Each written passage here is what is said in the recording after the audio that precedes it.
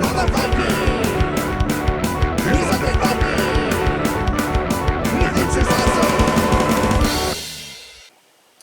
everybody, it's me, Untitled Viking. I'm here to talk to you about a game called Dwarves, or The Dwarves. This is a game that was previously only available in German, and it wasn't readily available in the States. I knew of a few people actually owned it, though, that had, like ordered it, like online and got it shipped to them.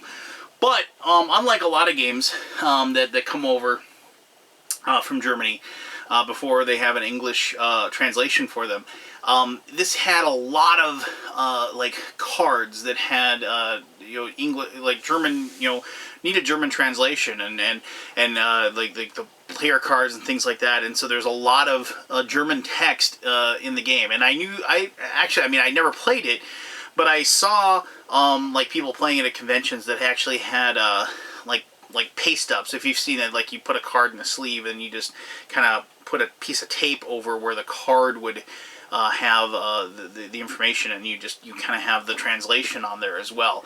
But it looked really fun. It looked really interesting. And then when I first saw it, I just was like, oh, that game looks really neat because it has these cool little dwarf figures and stuff like that. And there's all these wooden cubes rolling around the board that people are fighting and killing.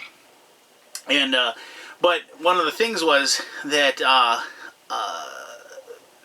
it wasn't one. Somebody eventually told me, "Oh yeah, it's totally based on this like really popular group of novels that are like the dwarves," and I was like, I've never even heard of this. Now, I mean, admittedly, I'm not really up on my fantasy novels as much as I used to be.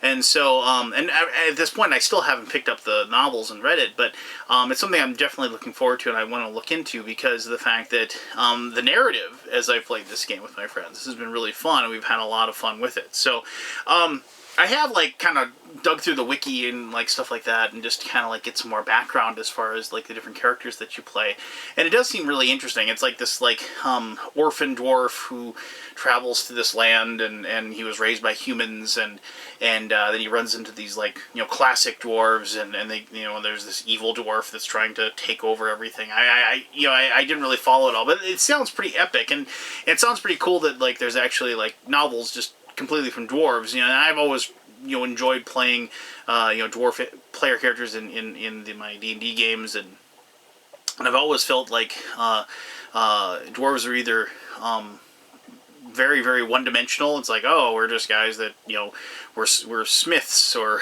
we're miners, or they are like comic relief, if you will. And so I've always kind of disliked that portrayal, but regardless, it's a total aside, I guess.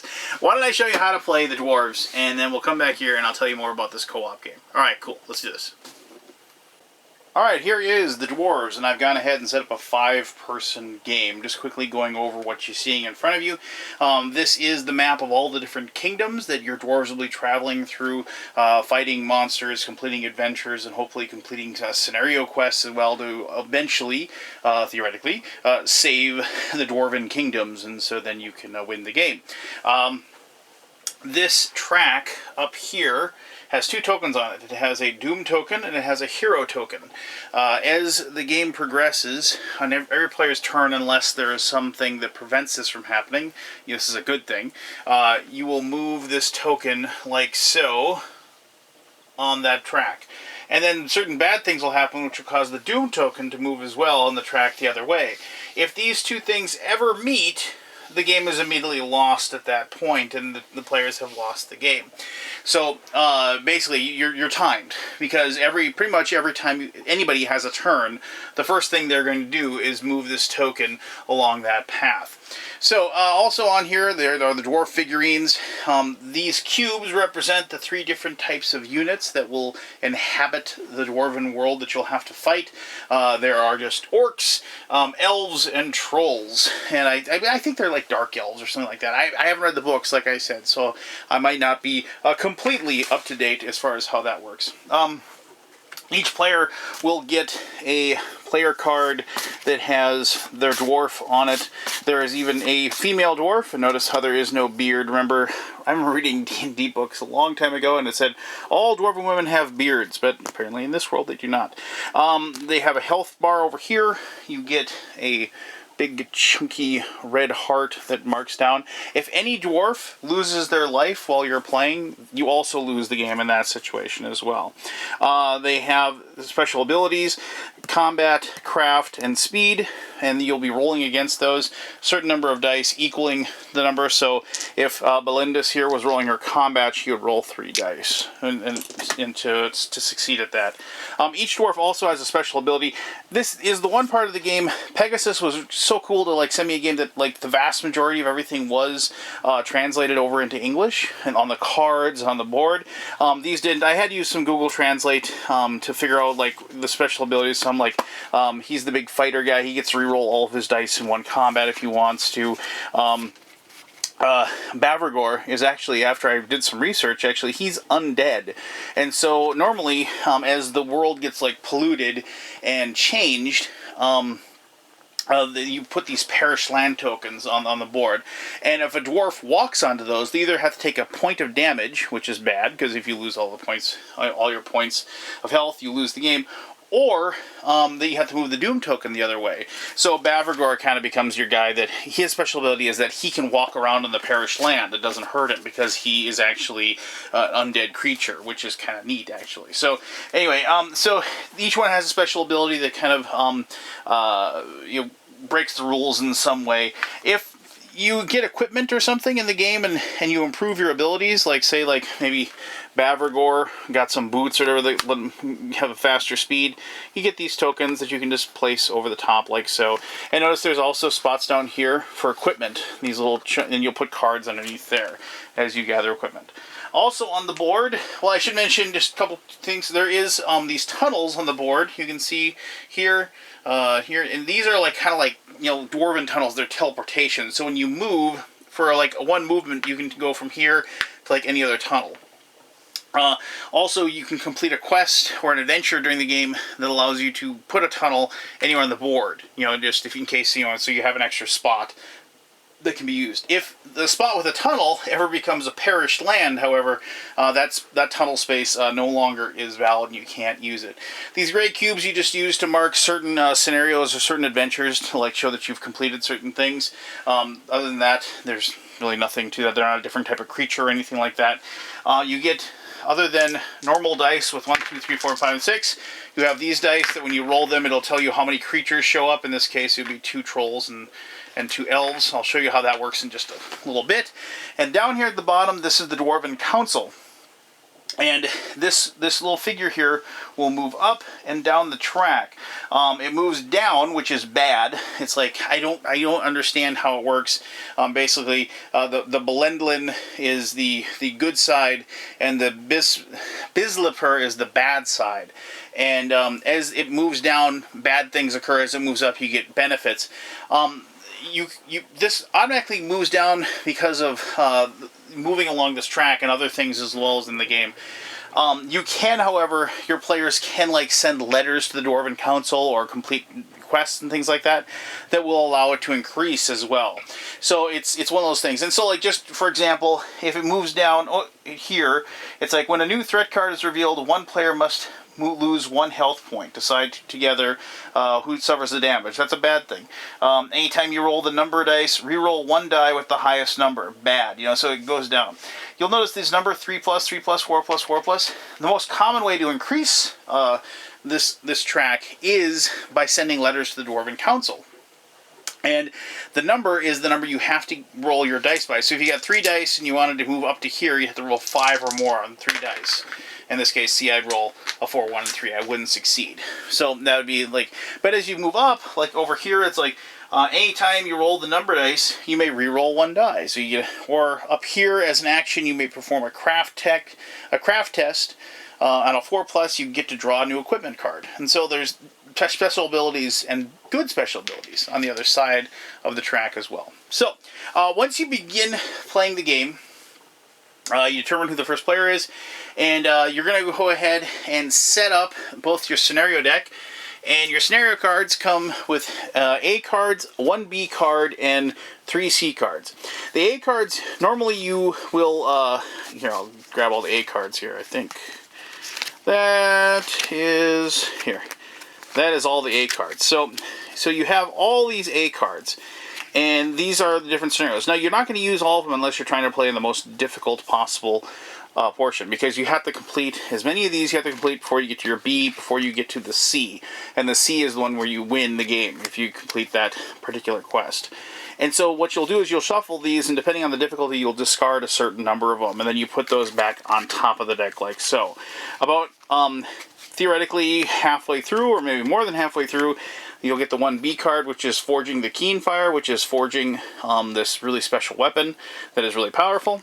And then you will get one of these 3 campaign enders, which, depending on when you turn it over, if the situation on the board is representative of this action, then it'll happen. So like here, condition is if there's fewer than 15 perished land tiles on the map, and then you do the process. And that's like the most basic one, and you're always probably going to have that one, because the other ones are, there are at least 15 perished land tiles on the map, so there's more than 15. And this is, there are at least 35 troops on the map. So like if you had this one first, and you look at it and say, well, 35 troops. No, we don't have 35 troops. Okay, go to the next one. There are at least 15 perished lands on the map. No, actually, we've been doing pretty good. There's only like 10. So then you get to this one that says there are fewer than 15 perished land tiles. Okay, this is the one we're going to use. This is the one that we have to do to complete the game. But if you had had this one processed, you just use this one, and that would be the one that you'd have to complete to win. So just something to keep in mind. You're going to create that deck like so.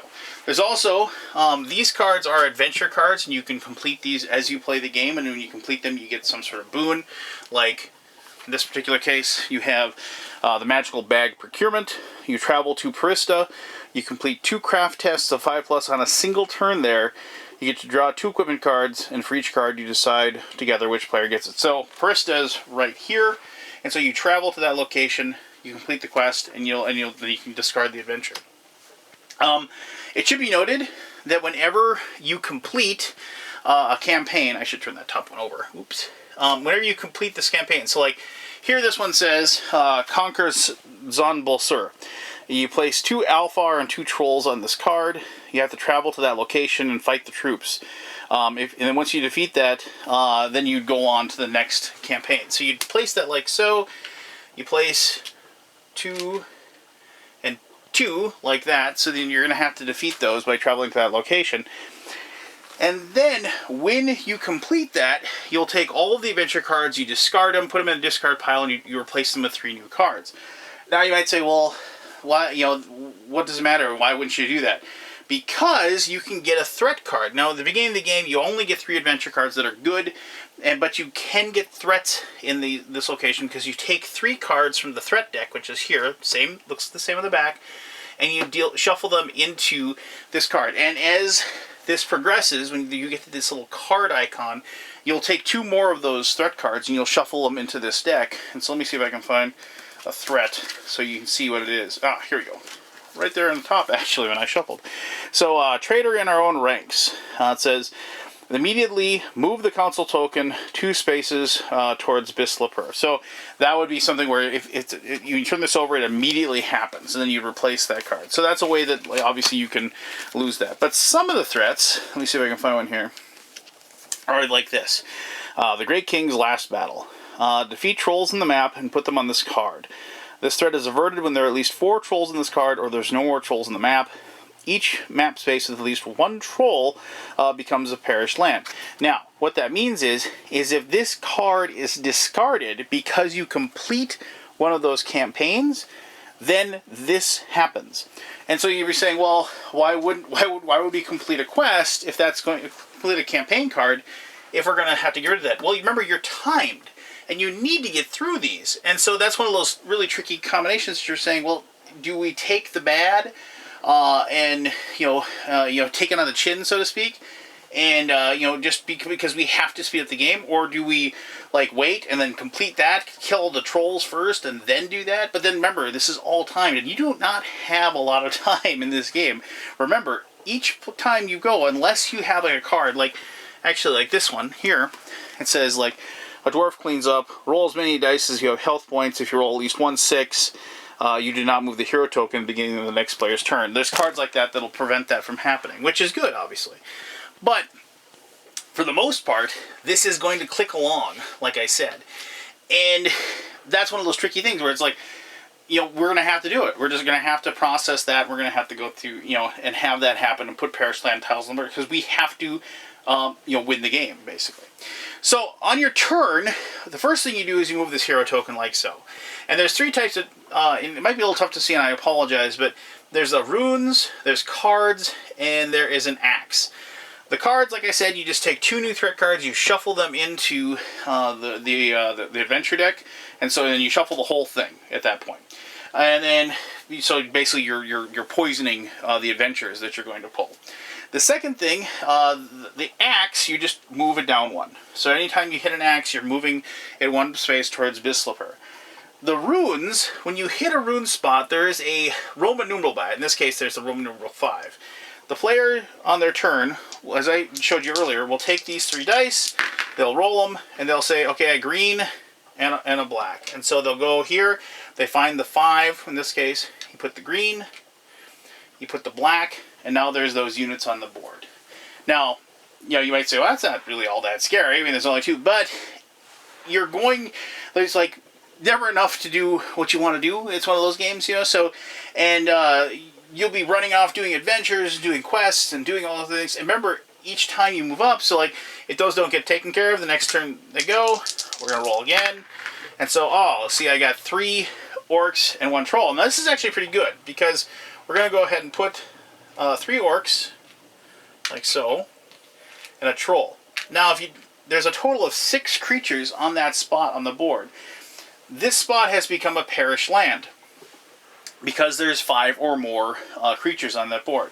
And so what you do then is you take one of these parish land tokens, and you're going to turn it over, and there is an arrow that says we align it like so. Now, once again, this might be a little tough to see, but each one of these squares has all these little arrow tokens pointing a different way. In this particular case, the brown arrow is pointing here, the white arrow is pointing here, and the black arrow is pointing down here. And so what we'll do is we'll take these, we'll place them down here. Now, if you'll notice also, there is a purple and a black cube on this side, and there's 2 green cubes on this side. So we'll just go ahead and place them down here. Now, the first thing you do is you satisfy these, like, off to the side movements. So I don't have a purple cube, but I do have a black cube. So a black cube is going to go there. And I do have 2 green cubes, and so I'm going to put 2 green cubes here. But the rest are going to follow in that location, and they're going to go down into that spot. And so, now, as you may have guessed, if, for whatever reason, let's say there had been 2 purple and 2 green in this spot, sitting there, and 4, and these 3 move down into it, now I have more than the 5 again, and I'd have to parish another land. Now remember, parish lands stink because they can either destroy tunnels that you can't use, and also it makes it very difficult to traverse around, because unless you're Bavragor, you take damage for walking into those locations. And so then you'd go ahead, and here we have a brown arrow, and so we're going to align the brown arrow, and so the brown arrow is pointing this way, and so we'll go like that, and we have a green, or a purple and a black will go up there, and then we have 2 green that go here, and then we have 3 more that go like there. And so now, I mean, like, and if we had more up there, actually, let me just show you this, and I'm just, one more. So let's say, when those 2 moved over here, there was already, 3 green guys right there. And so they moved into that spot, so, oh my gosh, we perished another land. So we're going to draw another one, and I'm going to purposely get one that has a black arrow on it. Okay, perfect. So, here we have a black arrow. And so what'll happen is that the black is pointing in this direction. And so we go here. Now we have 2 green that would normally go up here, but they can't go off the map. And so they're going to stay on there. And then we have 2 black that go this way. So we'll take these 2 black and we'll go here. That's also going to corrupt this one. But all the rest will head in this direction. And so you have yet another chain reaction. I'll just draw one more so we can get this over with. I got a black arrow. And so then we go like so. And then we have a purple and a black that go right there. 2 green there, and there we go. So you can see like how that can spread out, and it doesn't always happen in this like 5 location. If you notice, there's like a 1, and there's all the other spots will get affected by the evil troops that enter into the map. If you ever run out of the evil troops for whatever reason, you don't like lose the game or anything. You just don't place anymore. It is also should be mentioned that you can't have like troops like go into another parish land off to the side. They won't do that. They'll just follow the funnel, if you will. And so if you have more troops show up here, so we get to like this spot here, which is another 5, and you roll, what'll happen is, oh my gosh, I would have 2 each, which would be a horrible roll in this case. So you take 2 of those each, and you'd follow the funnel, if you will. So it's like follow the arrow, follow the arrow, follow the arrow, and you drop them off all in this location here, which of course then once again would become corrupted. And then I drew a white arrow, but they're all going down like that. And so 2 green, 2 black, and like so. And this is obviously like kind of a worst case scenario, but they will just funnel down like that when they show up.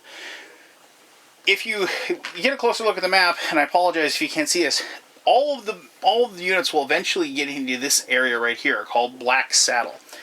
Now in Black Saddle, if you should have a direct funnel that goes right down to here, anytime something shows up and goes in there, you move it down on the Doom track and you remove the troops that show up in that location. So it is in your best interest to try to kill the creatures as much as possible to prevent that from happening. So alright, so that's that first action part of the game. Now, the second part of the game is if any of these adventure spots are free, you replace them. So you don't, if you complete an adventure on your turn, you don't immediately replace the card. It only gets replaced on the next person's turn. After you've done that, then the player can take their 2 actions. Actions are pretty simple. Mostly you'll be moving around. To move, you just check your speed. Like Bavragor has a 2 speed. You roll 2 dice. The highest of the 2 rolls, you'll take that, and that's your speed. And you just move that speed. So if Bavragor was down here, I don't know why he'd still be down there doing nothing, but here he is. You'd say, like, maybe he's going to go up here and he's going to fight. So he goes, 1, 2, and that enter tunnel shows up here, and then he can go 3, and he can just stop there, and then he's going to fight those particular bad guys in that location. Now, if you're going to fight, what you do is you just roll the dice. In this case, he's only got a fight of 2, but we'll just see what happens here. So you roll the 2 dice. I got a 4 and a 1. You can kill an orc on a 4 more, an elf on a 6, and a troll on a 5.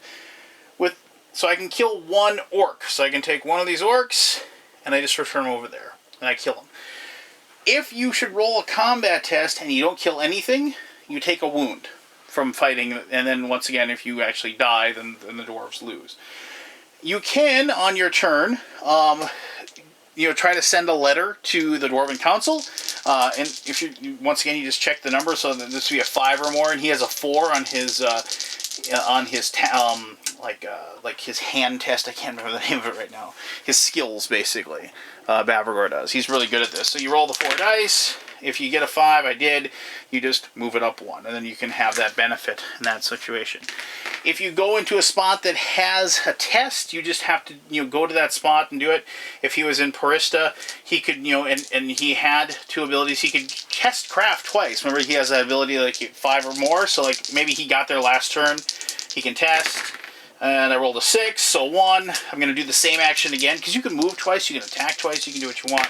And I would fail on the second roll, of course, and so everybody at the table would curse me, and I wouldn't succeed in that adventure. But that's your action as well. So that is, in a nutshell, what the game is. You're going to be moving your dwarves around, completing quests.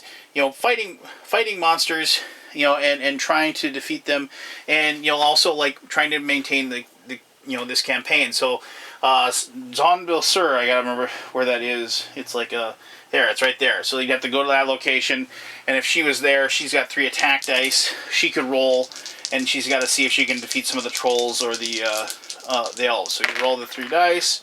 Of course, I'd fail, but if you rolled like a 6, like maybe a 5, and let me find the 6, 5 and a 6, that'd be 2 successes. You could take these 2 guys off and remove them. And so those are the different things that you can do.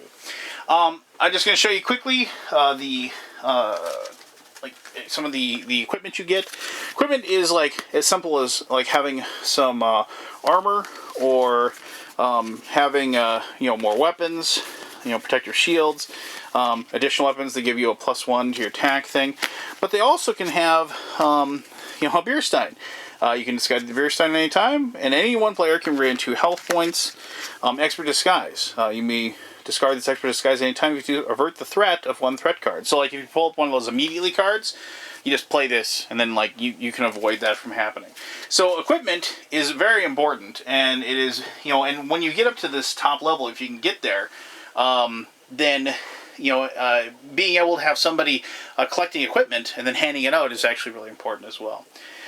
So as I said, the game just continues. Each person takes a turn, and then hopefully you get to the final one beforehand without any of your troop dwarves dying, or these 2 tokens meeting somewhere on that row, and then you'll win the game. It seems simple, but man, the time and the effort that you have to go through to actually win, you never seem to have enough time to win. It just seems like it's always climbing, always moving forward, and it's tough to gauge, or even when you're like 3 or 4 spaces away and you think, okay, we got this, then you'll have some bad threat or some bad card will come over, and you'll just immediately like take away your time. And a lot of times when we play this, it's come down to like the final roll, which is always kind of epic and nice, and and win or lose, that's always a really good ending in my opinion. I'd much rather win on a final roll than win in a cakewalk, and I'd much rather and strangely enough, I'd rather lose. I'd rather just get destroyed and just go, wow, the game just handed me my butt.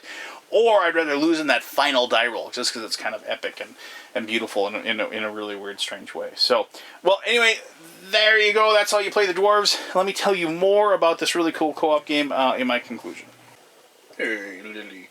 My cat has decided to join me for the first time in a while. I don't know why. Maybe she just finally woke up from her nap or something. But regardless, I hope you learned how to play the Dwarves. I think that's pretty straightforward. If you've played co-op games before, I don't think this is going to be a very difficult game for you. I think it's going to be... it shares a lot of the same mechanisms that you run into other games as well. I mean, just the different tasks, different adventures, different... like hoops you have to jump through, if you will, and plus like the mechanism for like kind of the exploding or the lands becoming corrupted or whatever isn't exactly like a game like Pandemic or say like Defenders of the Realm or Defenders of the Last Stand, a video I just did recently.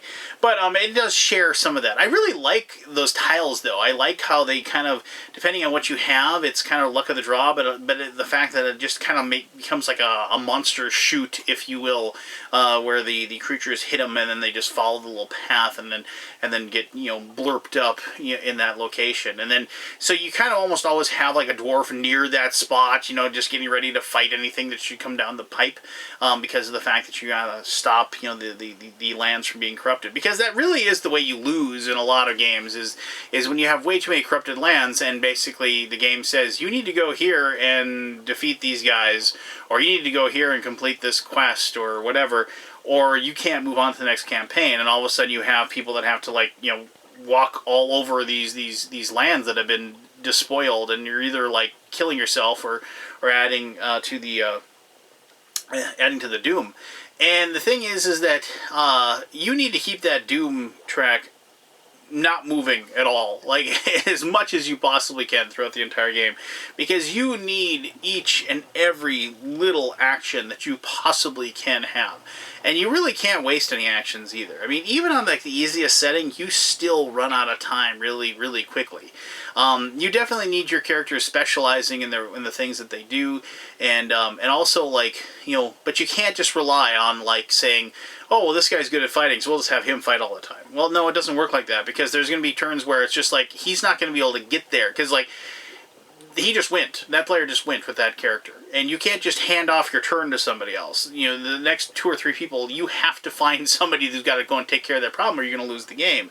And so, whereas, yes, you can use Bavergor to, like, you know, write letters to the council, or, you know, go through that whole process, and he's good at it, you need to get him a weapon, or you need to improve his abilities to fight, you know, so he can, you know, do other things when called upon as well. And that's one of the things that I really like about co-op games. I don't want to play a game like Pandemic where it's like, well, I'm the medic, and so that's what I do. I heal people. You know, I move around the board and I heal people. No, I want to be able to, like, branch off, and maybe I'm not as good as everyone else when I do that, but I want to be able to do as much of that stuff as everyone else. You know, if that makes sense. I hope it does. So, you know, for that reason, I mean, it's just that it definitely does solve one of those co-op problems that I have when like you just are way too specialized in what you can do, and so like what you are going to do is just far too scripted out, you know, when you begin the game. I don't like that at all. You know, a thing that I really like about it too is it is a very brutal game. We played it on normal and lost. So I was like, okay, let's play this again on easy, and then we lost. And I was like, let's play it again on easy now that we've played it a couple times, and we lost again. And so finally we played it again, once again on easy, and we finally scraped together a last-minute win, which is exactly what I want from a co-op game. I don't want it to be easy. I want it to be very tough, and I want it, when I do win, to be, you know, like a feeling of accomplishment, if you will. And like that's when you start high-fiving people around the board and getting excited for that. And you know, I mean, I don't want to play a game on easy mode, and I certainly don't want to play a game, you know, that you gives it to me easily, or, you know, takes it easy on me, I should say. I don't expect my opponents when I play head-to-head against people, I don't expect them to pull any punches when I face them. So I seriously, I don't expect, you know, I don't expect a game or the game process to take it easy on me either. So the game is just fun. It's just flat out fun. I love the role-playing aspect. I love the fact this is a narrative game. It does tell stories. You play it. And this is another one of those games when you play it and when you, like, win or lose and you're still having fun at the end of it, you know you have a really good game. So there you go. That's the Dwarves. It has smashed through all of its, like, Kickstarter goals at this point. I don't even know where they're going with it at this point, but I know it's going to be republished. It's going to have, I think, an expansion. It's going to have, the whole thing is going to be in English language. And, you know, it's just like, and the fact that Pegasus was able to give me the, like, really good cards and everything like that have the translation, I'm not worried about them porting it over to the English language in any way, shape, or form. I think the game is going to be amazing. It's going to look even more amazing than it already does. I really like the look of the game already, but if you go check out the Kickstarter page and check out their page at Board Game Geek or even on their website, you can definitely see what they're going to do with it. So there you go. Thank you as always for taking the time to watch this video. I really appreciate it. And if you have any questions, by all means you can ask those and I'll answer those to the best of my ability.